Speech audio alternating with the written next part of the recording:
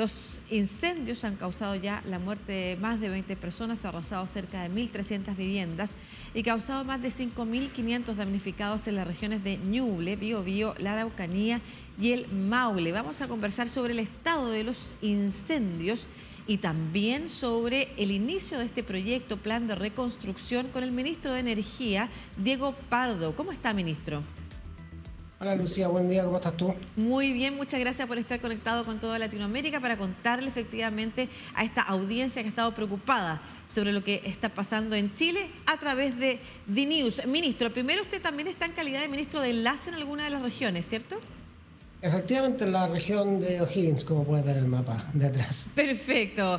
Ministro, cuéntenos primero, si quiere, parte por la región de O'Higgins, que es la zona en la que usted está particularmente encargado, pero luego también una mirada más amplia respecto del estado actual, porque se han entregado ciertas noticias positivas o alentadoras respecto de que iría disminuyendo el producto de los incendios, ¿no es cierto?, el daño que está generando.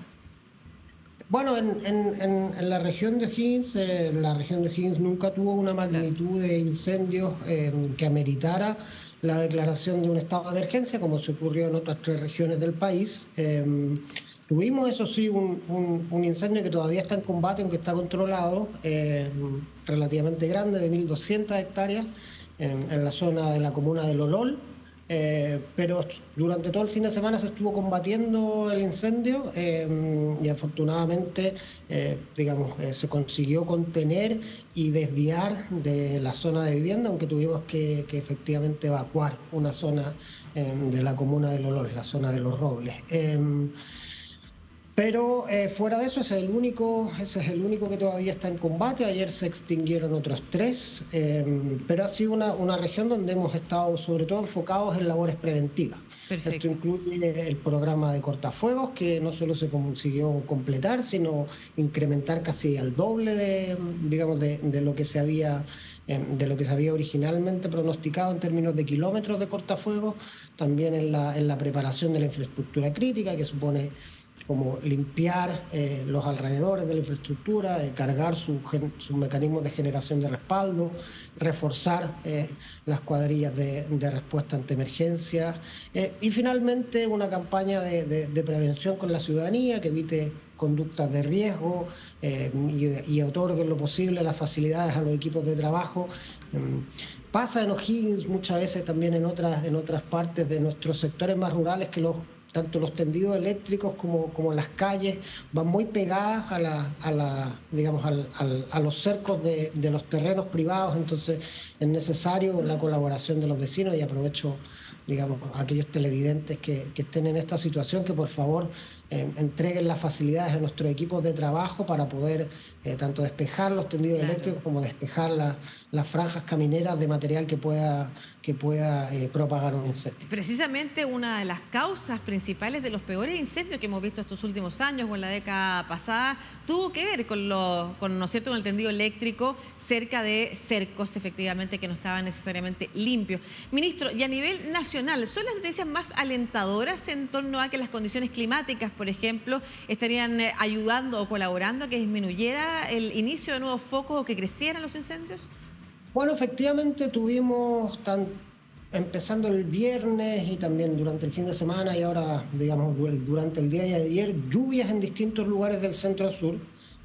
Las lluvias, la verdad, que son una tremenda ayuda en el combate de los incendios forestales, y eso permitió que al menos de Temuco al sur no existan focos activos. Entre Temuco y la región de O'Higgins todavía hay focos activos, pero muchos menos de los que vimos una semana atrás. Eso son buenas noticias y permite empezar a enfocar los esfuerzos en las tareas de recuperación, que eso es algo muy importante, y por eso el gobierno también la idea es que los ministros de enlace también en aquellas zonas donde han sido más afectadas. No es el caso de O'Higgins, aunque tuvimos algunos damnificados en diciembre, a finales del año pasado, y también estuve con ellos. En el resto de las zonas afectadas, la idea es que los ministros encargados también puedan servir de coordinación para para acelerar el proceso de entrega de viviendas y entrega, digamos, de ayuda financiera a las personas afectadas. Perfecto. ¿Cómo se va a gestionar este plan de reconstrucción? Ya hablando como a nivel general y representante del gobierno en esta entrevista, como en su calidad de ministro, ¿no es cierto? Hemos contado que desde ayer se iniciaba la entrega de bonos de recuperación, pero que no necesariamente esos bonos están destinados a que la gente pueda reconstruir un hogar, que para eso van a haber nuevos proyectos en el marco de este plan de reconstrucción. Sí, bueno, lo primero, una vez que ya la emergencia está relativamente contenida, entonces uno puede empezar a levantar un catastro, ¿sí? Y son estas fichas que levanta el Ministerio de Desarrollo Social con las cuales uno es capaz de identificar quiénes son, dónde están y con qué intensidad fueron afectados por los incendios, y eso permite, bueno, la primera llegada es una ayuda financiera. El dinero siempre viaja más rápido que todo lo demás. Entonces, lo primero es poder facilitarle a las personas un medio de ayuda urgente, porque muchas veces estas personas también han perdido, digamos, su fuente de ingresos, Claro. porque trabajan en el campo. Hay que recordar, digamos, el lugar donde ocurren estos incendios, los incendios forestales, en zonas agrícolas, en zonas forestales. Las personas afectadas por los incendios típicamente viven, su fuente de ingresos también está relacionada con el lugar donde viven. Son primeras viviendas donde la gente también obtiene su forma de sustento. Entonces, la ayuda financiera es lo primero, eso ya se empezó a entregar. Y a medida que se va conteniendo, va aumentando el volumen de personas que podemos catastrar. Después de la ayuda financiera, que como comentaba es lo que viaja más rápido, empieza la ayuda material. La ayuda material que consiste, bueno, en el lado residencial, la entrega de viviendas de emergencia, para que la gente tenga un lugar donde resguardarse. El presidente ha hablado de que esto tiene que estar terminado antes del invierno, lógicamente, porque es la época más dura. Pero yo estuve en la comuna de Lolol también, que estuvo afectada en diciembre pasado por un incendio, y ahí había habido, en esa oportunidad en diciembre, 2 viviendas afectadas, y ellos ya habían recibido su vivienda de emergencia, ya la tenían construida y estaban moviéndose, digamos, a la siguiente etapa, que es hacer reconstruir su vivienda definitiva, sus galpones de herramientas, sus espacios de trabajo. Una vez después de que se entregan las viviendas de emergencia, también viene toda la parte que tiene que ver con las ayudas productivas. Y esto significa, eso ya depende un poco del tipo de actividad productiva afectada, pues es una actividad agrícola, y en ese caso, bueno, hay zonas del país que han sido declaradas en emergencia agrícola, lo cual abre un espacio de ayuda a través del Ministerio de Agricultura, y también, bueno, hay un montón de otras líneas de apoyo a través de Corfo y el Ministerio de Economía, que van a estar también ayudando a estas pymes y MIPES a volver a ponerse de pie. Ministro, uno de los temas que ha estado puesto sobre la mesa, a propósito de que usted habla de las conductas de riesgo, tiene que ver con las responsabilidades. Por una parte, se ha hablado de la intencionalidad de algunos incendios. Sería bueno saber si usted tiene cifras que permitan enmarcar también de qué se habla cuando se habla de intencionalidad, qué porcentaje de los incendios en realidad está causado intencionalmente, más allá de que por la acción del hombre se causen los incendios forestales en un 99,9%, ¿no es cierto? En un dato que es bastante conocido. Por otro lado, se habla también de la industria forestal, y tenemos autoridades, por ejemplo, la alcaldesa de Santa Juana. Nosotros conversamos, una de las zonas más afectadas, si no la más, efectivamente, con el mayor número de personas fallecidas producto de los incendios, responsabilizando al monocultivo y a la industria forestal. ¿Qué se puede decir del contexto en ambos casos, ¿no es cierto? O sea, ¿cómo enmarcar esta discusión para que tenga un cauce correcto y no solamente sean frases que tratan de buscar responsabilidades pero que no conducen a nada? Yo quiero recordar igual que nuestro país es un país que tiene una estructura institucional muy robusta. Hay que recordar el 2017, las investigaciones, también se habló de intencionalidad en su momento, también se habló de negligencia en su momento, se hicieron las investigaciones correspondientes, se hicieron los procesos judiciales precisamente en la región de O'Higgins, y hubo personas sancionadas.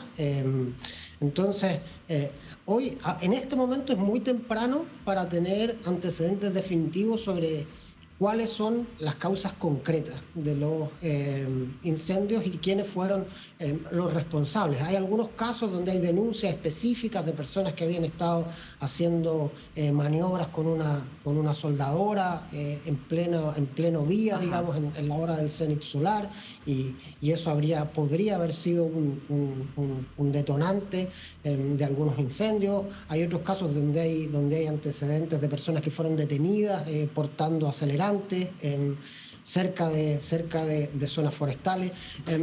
Pero estos son indicios muy preliminares. En todos estos casos las autoridades de gobierno hacen las denuncias, hacen llegar los antecedentes a los tribunales de justicia, a la Fiscalía Penal Pública. La Fiscalía Penal Pública conduce las investigaciones y se determinan los responsables.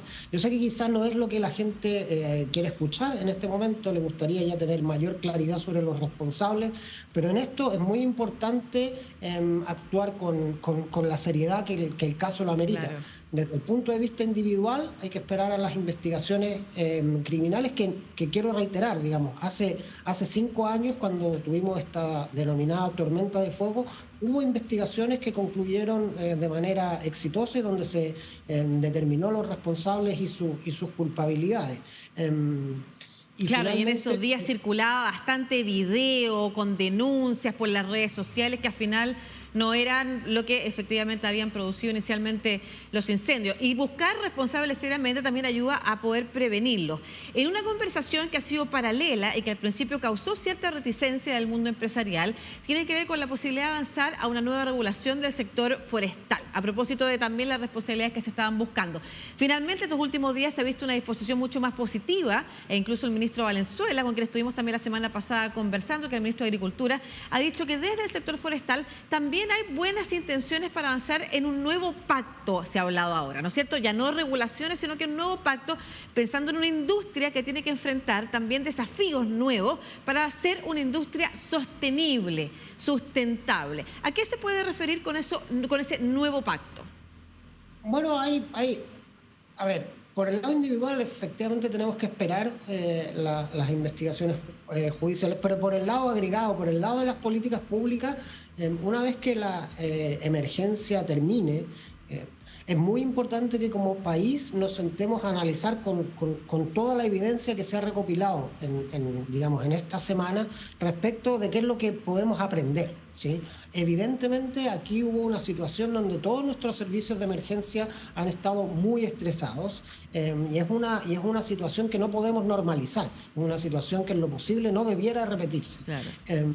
Y por lo tanto eso significa un aprendizaje institucional de qué es lo que tenemos que hacer diferente como sociedad para que esto no vuelva a ocurrir. En el caso de la industria forestal se han discutido distintas cosas, desde, digamos, un royalty que permita financiar actividades preventivas y de mitigación, hasta, digamos, un estatuto distinto que obligue a la industria forestal a someterse a una evaluación ambiental. Hay que recordar que, digamos, la industria forestal no pasa por el sistema de evaluación ambiental hoy en día. Entonces, hay un conjunto de alternativas que, sobre la base de la evidencia de lo que ha ocurrido en las últimas semanas, vamos a tener que como sociedad tener esa conversación de manera muy franca y muy abierta. Claro, se ha dicho solamente que quizás no es el momento para hablar de eso. ¿Usted qué considera?